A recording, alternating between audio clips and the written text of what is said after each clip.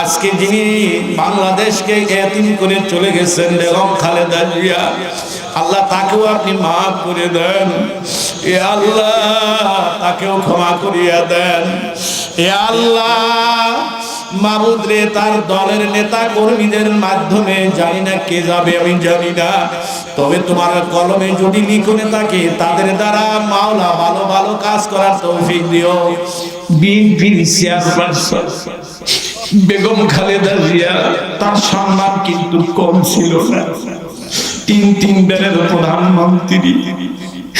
1981 সালে শহীদ প্রেসিডেন্ট জিয়াউর রহমানকে যখন শহীদ করা হয়, আল্লাহর বান্দি অল্প বয়সে বিধবা হয়ে যায়, তারপরেও কিন্তু তিনি হাল ছাড়েন নাই। 1983 সালে দলের হাল দলের চেয়ারম্যান হন।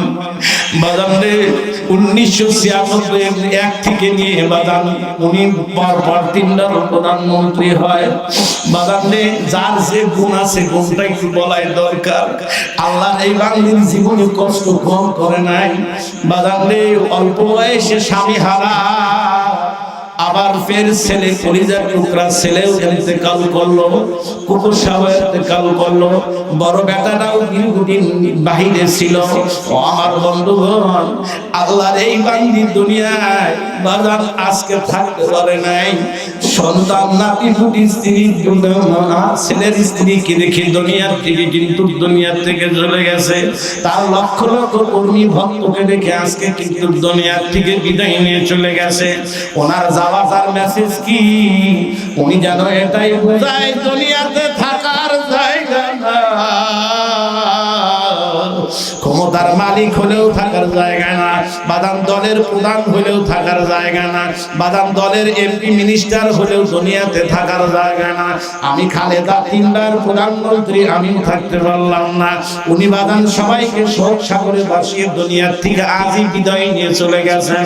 ও আমার বন্ধুগণ, এখান থেকে আমরা শিক্ষা গ্রহণ করতে পারি, দলের গরম, পদের গরম, ক্ষমতার গরম কারো সিনার মধ্যে থাকা উচিত নয়। কারণ ক্ষমতাটা ভাই চিরস্থায়ী না, ক্ষমতা হলো অস্থায়ী। এই জন্য ক্ষমতাকে যারা চিরস্থায়ী মনে করবেন তারা ভুল করবেন, তারা ঠকবেন। ও আমার বন্ধুগণ, এখান থেকে এটাও শিক্ষা গ্রহণ করা যায়, আল্লাহ যখন কারো হাতে ক্ষমতা দেয়, ক্ষমতাকে নিয়ামত মনে করা উচিত, এই ক্ষমতাকে আমানত মনে করা উচিত। বাদাম রে, একটা ডাক্তার ভুল করলে একটা রোগী মরে, কিন্তু একজন রাজনীতিবিদ যদি ভুল করে পুরা দেশটাই মরে যায়। এ বাবা, আমি নিরপেক্ষ দৃষ্টিতে বলি, আমরা আলেম, তামাম দুনিয়ার সব মানুষই আমাদের আপন, কোন দল আমাদের শত্রু নয়, কোন দলের কর্মী আমাদের শত্রু নয়। বাবা নবী যেমন সবারই নবী, একজন আলেম সবারই আলেম। বাবা তোমরা সবাই আমাদের আপন, সকল দলের মানুষ আমাদের আপন, সকল দলের কর্মী আমাদের আপন, সকল দলের নেতা আমাদের আপন। এ বাবা, জানি না আগামী দিনে তোমরা কে ক্ষমতায় আসবে। আমি তোমাদের মিডিয়ার মাধ্যম দিয়ে দুটা পা ধরে রে বাবা, ক্ষমতা হাতে যদি আসে, নিজেকে শাসক, নিজেকে প্রধানমন্ত্রী মনে করিও না, নিজেকে সেবক মনে করিও, নিজেকে চাকর মনে করিও, নিজেকে গোলাম মনে করিও। রশিদ আহমদ গঙ্গি ছাত্রদের স্যান্ডেল আপনার মাথায় নেয়, থানবি হিন্দুর জন্য টয়লেট পরিষ্কার করে দেয়। বাবা, যারা আমাদের দেশে শাসক হবে, বাজার শাসক হইলে আপনি শাসন করতে পারবেন না, শাসক হইয়া যদি খাদেম হন তাহলে আপনি শাসন করতে পারবেন ইনশাআল্লাহ। বলেন, চেষ্টা করবো ইনশাআল্লাহ। আমিও রাজি আছি, আপনারা কি রাজি আছেন না ইনশাআল্লাহ? একটু কষ্ট করে হাতটা উঁচু করেন, তো দেখি আল্লাহরে দেখান, একটা জোরে তাকবীর দেন, একদম নারায়ে তাকবীর।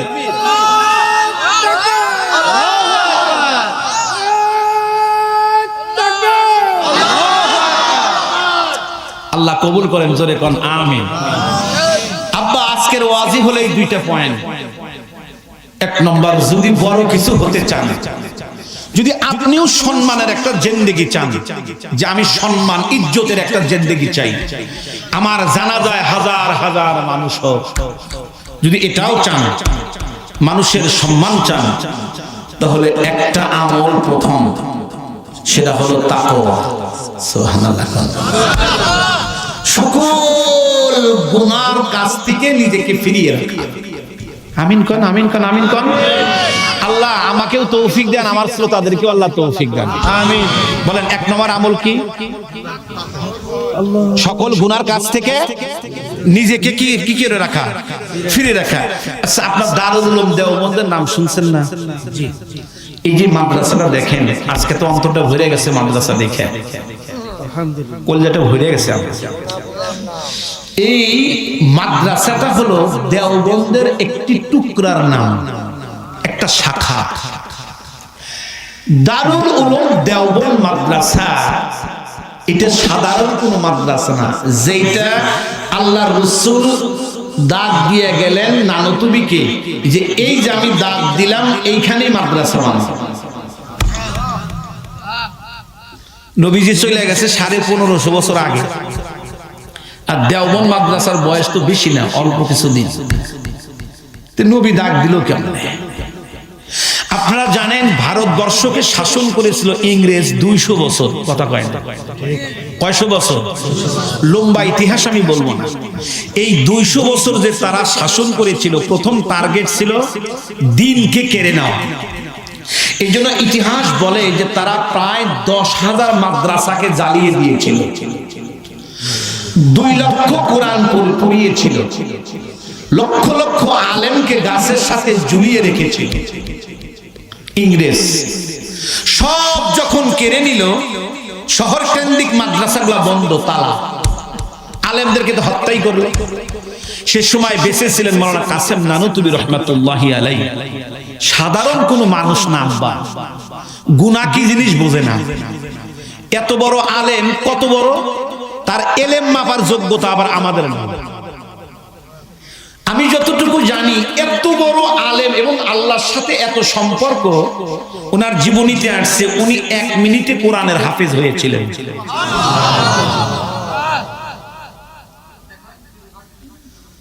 হজে যাবে, লোকজন বলে, হুজুর আগামী কালই তো তারাবি শুরু হবে, আমরা কিন্তু খতম তারাবি পড়বো, সূরা পড়বো না। হুজুর কয় হাফেজ নাই, পড়াবো কেমনে? কয় আপনি? বলে আমি তো হাফেজ না। কয় আমরা বুঝি না, কেমনে পড়াবেন আপনি জানেন, আমরা পড়বো তাই জানি। সুবহানাল্লাহ। হুজুর দেখলো এরাও ছাড়ে না, আমিও হাফেজ। আচ্ছা ঠিক আছে, ওযুর পানি দেওয়ার যায়, নামাজ দাও। সুবহানাল্লাহ। হুজুর ওযু করলেন, ওযু করে 2 রাকাত নফল নামাজ পড়লেন। ওয়াস্তাঈনু বিস-সাবরি ওয়াস-সালাহ আয়াতের উপর আমল করলেন। 2 রাকাত নামাজ পড়ে খালি সিজদায় গেলেন। 1 মিনিট সিজদায় জানি কি কইল, মাথা উঁচু করেই কয়, যাও আগামী কাল থেকে আমি খতম তারাবি পড়াবো। এমন একজন যোগ্য আলেম, গুনাহ কি জিনিস বোঝেন। উনি দেখলেন দিন তো কাইরা নিলেন, উনি আস্তে আস্তে পায়ে হেঁটে হেঁটে হেঁটে হেঁটে শ্বশুর বাড়ির গ্রাম গেছে, ওই গ্রামের নাম দেওবন্দ। নিয়াত করছে যে একটা মাদ্রাসা করবে, গ্রামে যায়। রাত্রে ঘুমায় আছে, স্বপ্ন দেখে আল্লাহর রাসূল আসছে। স্বপ্নে যারা নবীজিকে দেখে চোখটা ধন্য কিনা জোরে কান। আপনারা দেখতে পাচ্ছেন না? আল্লাহ আমি রাসূলের কাছে দোয়া করতেছি, আল্লাহ যেন আপনাদের কবুল করেন। নানো তুমি এই যে লাঠি দিয়ে দাগ দিলাম, এই জায়গায় কইরো, সকালবেলা উদ্বোধন করবে। কারে দরকার? উনি বলতেছেন ধনী মানুষ দরকার নাই, আমাকে এমন একটা মানুষ দেন যিনি গুনাহ করে না, তারে দিয়ে আমি খুঁটি গারাম। আমরা করে নিয়াত তো খালি শিল্পপতি খুঁজি, প্রধান অতিথি কারে দিবে, কই ওরে দে, উনি দে, কেন ওর মাল আছে।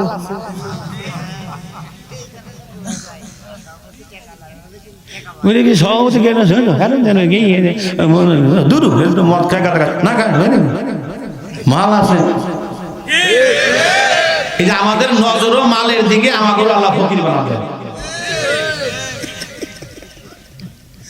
মুসলমান এমন ঠক খাইছি আর খাইতেছি, আমাদের নজর কি ইন্ডিয়ার দিকে, নজর কি আমেরিকার দিকে, নজর কি চীনের দিকে, নজর কি রাশিয়ার দিকে। এদের সাথে সম্পর্ক না থাকলে তো কিছু আল্লাহ ওদের দ্বারাই তখন মায়ের ফল।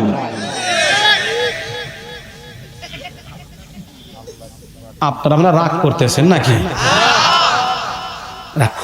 কথা শিখ, মুসলমান তো মুসলমানের অভিভাবক হলো আল্লাহ। কি কথা বুঝেন নাই? ঠিক আছে, আমি এমন একটা মানুষ দ্বারা আজকে খুঁটি গারানো যার গুণা নাই। আচ্ছা একটা মানুষ দেখান তো যে কার গুণা নাই এখন? কি অবস্থা? সকলেরই গুণা। এমন মানুষ কোনে পাও? হয় একটা মানুষ পাওয়া গেছে, কেউ তাকে চেনে না, গোপন ঘাস বিক্রি করে সংসার চালায়। আমরা তো শুধু মানুষের মাঝে ভাইরাল হওয়ার চিন্তা করি, আসলে প্রকৃত যারা জ্ঞানী তারা আল্লাহর কাছে ভাইরাল হওয়ার চিন্তা করে। একটা মানুষ পাওয়া গেছে, নাম হলো মুন্নিশা। এই লোকটা কি দরকার? তোমার আসো, হুজুর ডাকছে। কেন? কাম আছে। হুজুর কইল এই মাদ্রাসার খুঁটিটা গাইয়া দাও। ঘাস বিক্রি করে সংসার চালায়, ঘাস বিক্রি করে মাথার টুপিটাও ছেঁড়া, গাছ জুব্বাটাও ছেঁড়া। দুনিয়ার কেউ তারে চেনে না, উনি গোপন, যাতে আমারে কেউ না চেনে। ওনারে চেনে শুধু একজন, আল্লাহ। আল্লাহ তুমি আমাদেরকে কবুল করো।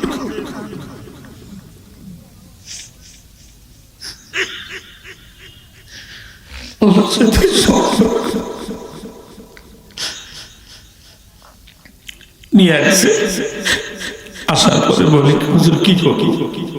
তুমি মাদ্রাসার কোটি টাকা আরো। উনি কথা না বলে হুজুরের নির্দেশ, উনি নিজের হাতে খুঁটি গাড়লেন। তাহলে মাদ্রাসা বড় হওয়ার জন্য প্রথম শর্ত লাগাইছে তাকওয়া। আজকে পৃথিবীর মধ্যে সবচেয়ে বড় মাদ্রাসা।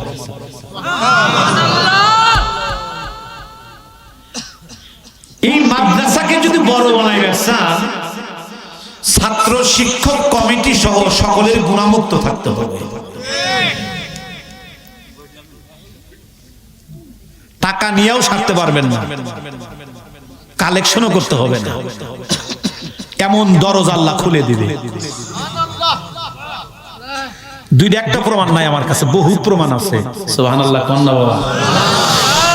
এ বাজান, লম্বা বয়ান করব না রে বাবা, সংক্ষিপ্ত ভাবে শুধু এতটুকুই বলবো। তাকওয়ার জিন্দেগি বড় দামি জিন্দেগি। তাকওয়া যারা অবলম্বন করে, মাওলা তাদের 10টা পুরস্কারের ধন্য করে। 10টা পুরস্কারের মধ্যে 1 নম্বর পুরস্কার হলো ওয়ালামু আন্নাল্লাহা মাআল মুত্তাকিন। আল্লাহু ওয়ালিয়ুল্লাযীনা আমানু ইখরিজুহুম মিনাদ-দুলুমাতি ইলান-নূর।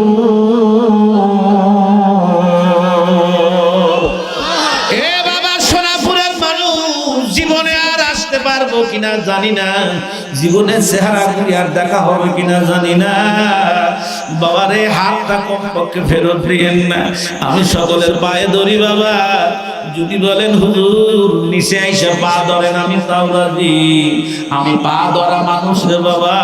যদি সম্মানের জিন্দেগি চান, যদি আল্লাহ পাকের সন্তুষ্টি চান, কবরের যদি আরামের জিন্দেগি চান, হাসতে হাসতে যদি বেহেশতে যেতে চান, গুনাহকে বর্জন করার চেষ্টা করেন।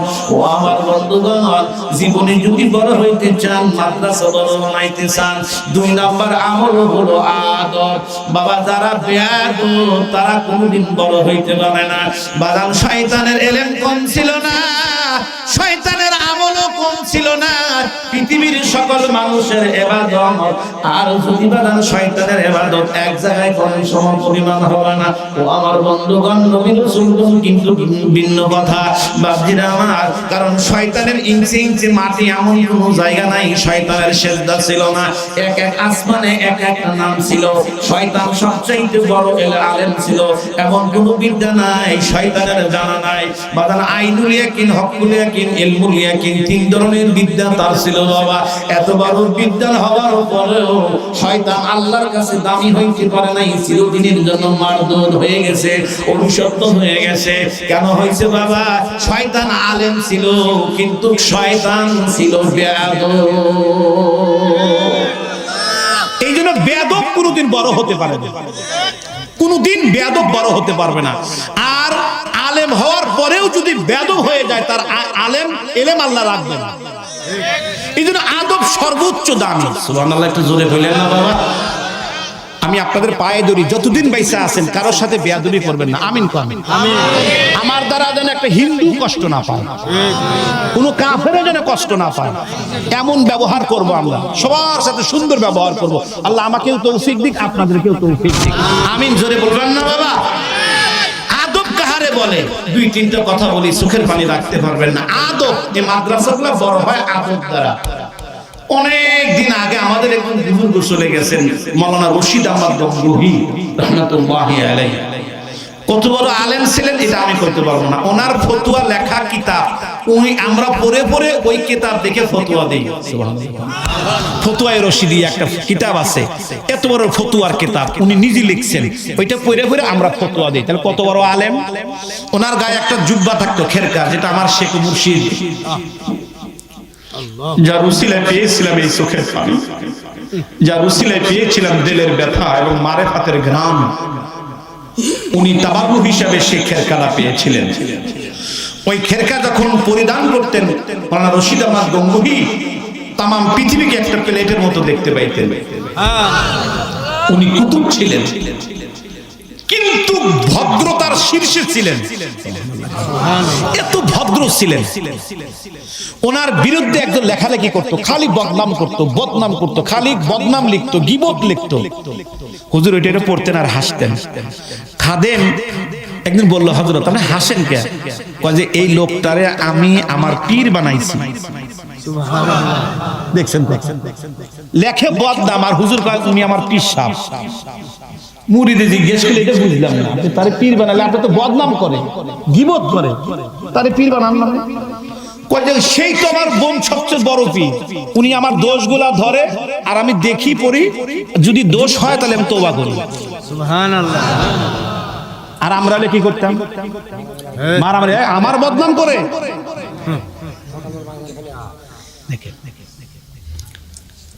কিছুদিন পরে ওই লোক তার লেখে না, লেখা বন্ধ হয়ে গেছে। এখন হুজুর কইতেছে খাদেম রে, এই আমার পীর সাহেব আর কিছু লেখে না? সুবহানাল্লাহ। উনি একদিন মাদ্রাসায় আসতেছে, ওই দিন বৃষ্টি। কি বৃষ্টি নামলে বলেন তো এটা ঘুমে মজা লাগে না? টিনের ঘর, ইয়ের ঘর, বৃষ্টি নামতেছে, সব ছাত্র ঘুমায় গেছে। আল্লাহর কি কাম, ছাত্রদের জুতাগুলি বৃষ্টিতে ভেসে যাইতেছে।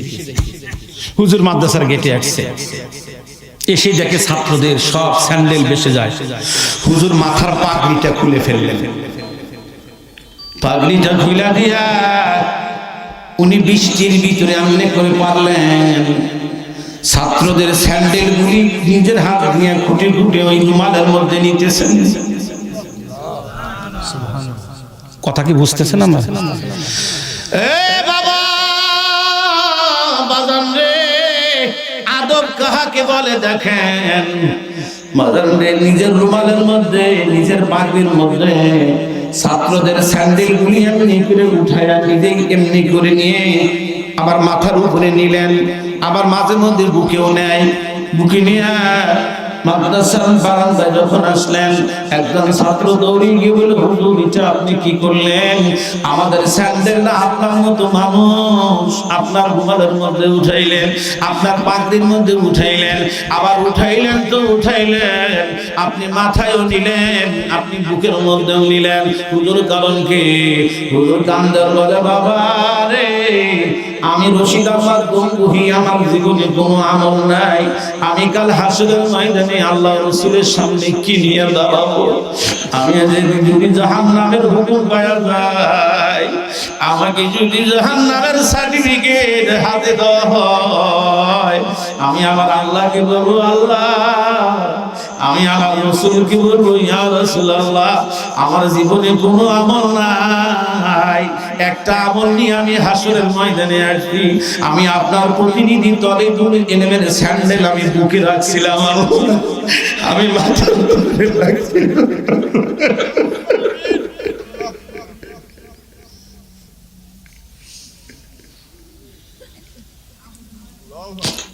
আপনি আমাকে মাফ করে দিন।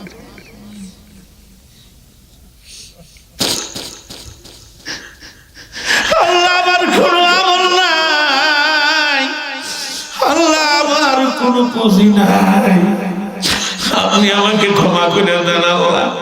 এই জন্য তোমাদের স্যান্ডেল গুলি আমি আমার বাদার বলের মধ্যে উঠাইছি। ও আমার বন্ধুগণ, একটু দিলের গান বুঝবেন, ভদ্রতার মতো নাম মাওলানা থানভী রহমাতুল্লাহি আলাইহি একটা ট্রেনের উপরে উঠেছে বাবা, ওনার সিটের পাশাপাশি আরেকজন হিন্দু ইংরেজি শিক্ষিত ব্যক্তি বসে আছে। ওই ইংরেজি শিক্ষিত ব্যক্তি বাদান হিন্দু মানুষ, একদম উচ্চ শিক্ষিত ব্যক্তি, উনি ট্রেনের টয়লেটের মধ্যে ঢুকতেছেন, ঢোকে বের হয়, ঢোকে বের হয়। উনি সিটের মধ্যে বসে গেলেন। হুজুর জিজ্ঞেস করছেন, বাবা আপনার কি কোনো কষ্ট হয়? ঢোকেন আবার বের হন কেন? বলতেছে, হুজুর ট্রেনটা বড়ই নোংরা, টয়লেট নোংরা, দুর্গন্ধ, আমি কেমনে ঢুকবো বুঝে আসে না। এই মনে দুঃখ নিয়ে হিন্দু বেচারা সিটের মধ্যে যখন বসলেন, হালকা একটু ঘুমের ভাব আসছে। হুজুর এই সুযোগে উনি আস্তে করে উঠে পড়লেন থানভী রহমাতুল্লাহি আলাইহি, ওনার হাতে একটা পলিথিন লাগায়া পুরা টয়লেটটা নিজেই পরিষ্কার করলেন। পরিষ্কার করে করে ধুয়ে হুজুর আবার সিটের মধ্যে বসলেন। বাদান হিন্দু ব্যক্তির যখন ঘুম ভেঙে গেছে বাজান, উনি বলতেছেন, ভাই টয়লেটের মধ্যে আমি গিয়েছিলাম, পরিষ্কার দেখে আসছি। উনি যে নিজে করছেন বাজান, এটা উনি গোপন রাখছেন। ও আমার বন্ধুগণ, উনি আর দেরি করে নাই, হিন্দু ব্যক্তি যখন টয়লেটে গেছেন, হায় রে টয়লেট তো সত্যি পরিষ্কার, এত দ্রুত পরিষ্কার করলো কেন? হিন্দু ব্যক্তি শিক্ষিত মানুষ বুঝতে পারছে। উনি টয়লেট থেকে বের হলেন ভাই, বের হওয়ার পর হুজুরের সামনে দাঁড়ায়া হিন্দু মানুষটি দুই চোখের পানি ছেড়ে দিয়ে কাঁদতেছে। থানভী বলে, বাবা আপনি কাঁদেন কেন? হিন্দু ব্যক্তি তো, হুজুর শুধু জীবনে শুনছিলাম নবীজির ব্যবহার বড় ভালো, কিন্তু নবীকে কোনদিন দেখার ভাগ্য আমাদের হয় নাই, শুধু শুনেছি।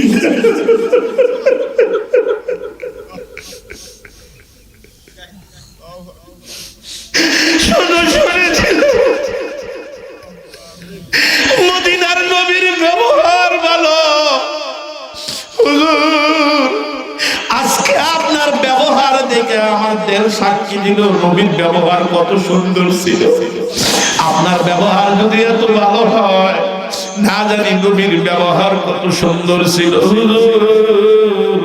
আমি হিন্দু অবস্থায় ফিরে যাব না, আপনি আমারে মুসলমান বানায়া দেন, মুসলমান হয়ে বাড়ি যাব। ও বাজার, যদি বড় হতে চাও আদব হালা হও, বেদবি করিও না। বেদবি করে কি করবা? চক্ষু খানা কিন্তু বন্ধ হয়ে যাবে। চিরদিন থাকার এই দুনিয়াটা জায়গা ধরে আবার ও কলিজার টুকরা আমার যুবকের, ও আমার বৃদ্ধ বাবারা, শিক্ষিত বাবারা, ওই যে মসজিদের বারান্দার পালকি, ওই পালকি যদি একবার বাড়িতে ঢোকে, ওই পালকিতে যারা একবার ওঠে তারা কোনোদিনও আর ফিরে আসে না। পৃথিবীর এমন কোন মানুষ নাই যে দুনিয়াতে থাকার কোন সুযোগ আছে। আজকেই দেখেন